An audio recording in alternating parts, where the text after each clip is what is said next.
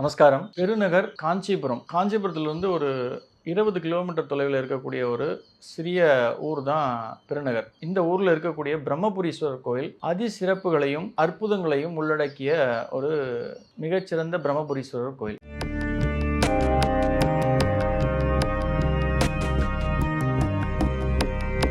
ரகசிய உண்மை நேயர்கள் அனைவருக்கும் என்னுடைய அன்பான வணக்கங்கள், வாழ்த்துக்கள். அடியார்கள் வாழ, ரெங்கன் நகர் வாழ, சிறகோப்பந்தன் தமிழ் நூல் வாழ, கடல் சூழ்ந்த மண்ணுலகம் வாழ, மணவாள மாமுனியே இன்னும் ஒரு 100 ஆண்டு வாழியே. கிட்டத்தட்ட ஒரு 1500 வருடங்கள் பழமை வாய்ந்த பிரம்மரால் வழிபட்ட கோயில் தான் இந்த பிரம்மபுரீஸ்வரர் கோயில். ஈஸ்வரன் பிரம்மபுரீஸ்வரராகவும், பட்டு வதனாம்பிகை தாய அம்பாள் பட்டு வதனாம்பிகையாகவும், அதாவது பட்டு வஸ்திரத்தை விரும்பி சாற்றிக்கொள்ளும் அம்பாளாகவும் இங்கே வீற்றிருக்கிறார்கள். வன்னி மரம் தான் இங்கே தலவிருட்சம். இந்த கோயில்லையே காண கிடைக்காத ஒரு சிறப்பு அப்படின்னா ஜேஷ்டாதேவி அம்பாளுடைய தனி சன்னதி. பல யுகங்களாக நம்மளுடைய முன்னோர்கள் வழிபட்ட ஜேஷ்டாதேவி அம்மன், அதாவது ஜேஷ்டா அப்படின்னா முதல், மகாலட்சுமிக்கு அக்காவானவள், முதலில் பிறந்தவள், அவள் தான் ஜேஷ்டாதேவி. ஜேஷ்டாதேவியை வழிபடும் பொழுது செல்வங்களும் பொருட்செல்வமும் குழந்தை செல்வமும் சிறப்பாக கிடைத்து சந்தோஷமான திருப்தியான வாழ்க்கை இருக்கும் என்பதனாலேயே ஒரு சில காலகட்டங்கள், அதுவும் இந்த கலி யுகத்தில் ஜேஷ்டாதேவியுடைய வழிபாடு எல்லா மக்களுக்கும் போய் சேரக்கூடாது அப்படின்றதுக்காகவே இந்த சிற்பங்களை சிதைக்கப்பட்டது. நிறைய கோவிலில் ஜேஷ்டாதேவியுடைய சிற்பத்தை பின்னம் பட்டி அதை வழிபடாமல் விலக்கி வைத்திருந்தார்கள். ஏன்னா மக்கள் எல்லா இன்பங்களும் சுகங்களும் சந்தோஷங்களும் செல்வங்களும் பெற்று வாழ்வாங்கு வாழக்கூடாது என்பதற்காகவே ஒரு சில காலகட்டத்தில் இந்த விஷயம் செய்யப்பட்டது. ஜேஷ்டாதேவியுடைய வழிபாடை தகர்த்தெறிய வேண்டும் என்பதற்காக.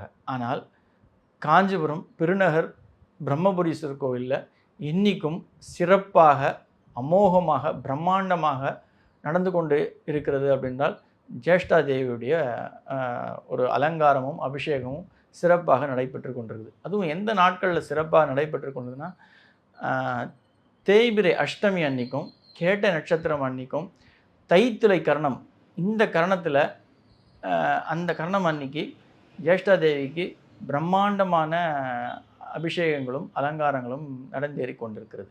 இந்த நாட்களில் உங்களுக்கு வாய்ப்பு இருக்குது அப்படின்னும் பொழுது நீங்கள் ஜேஷ்டாதேவியுடைய அம்பாளுடைய சன்னதிக்கு போய் வழிபடுறீங்க அப்படின்னா உங்கள் வாழ்க்கையில் எல்லா 64 வகையான துன்பங்களும் நீங்கி, ஆக்சுவலாக சொல்லணும் அப்படின்னா 64 வகையான தரித்திரங்களும் நீங்கி இன்பங்கள் சேர்ந்து அதிர்ஷ்டங்களும் சௌபாகியங்களும் ஐஸ்வர்யங்களும் நீண்ட நாளாக தொடர்ந்து உங்களுடன் செல்வங்கள் கொட்டி கொண்டு நல்ல சிறப்பான வாழ்க்கையை கொடுப்பாள் ஜேஷ்டாதேவி என்பது ஒரு நிதர்சனமான உண்மை. அவ்வளவு சக்திகள் கொண்டவள் ஜேஷ்டாதேவி.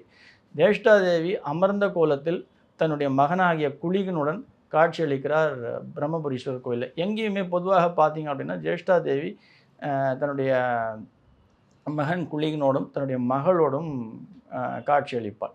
அவங்களுடைய விக்கிரகமே அப்படி தான் பொறிக்கப்பட்டிருக்கும். கூட எப்பயுமே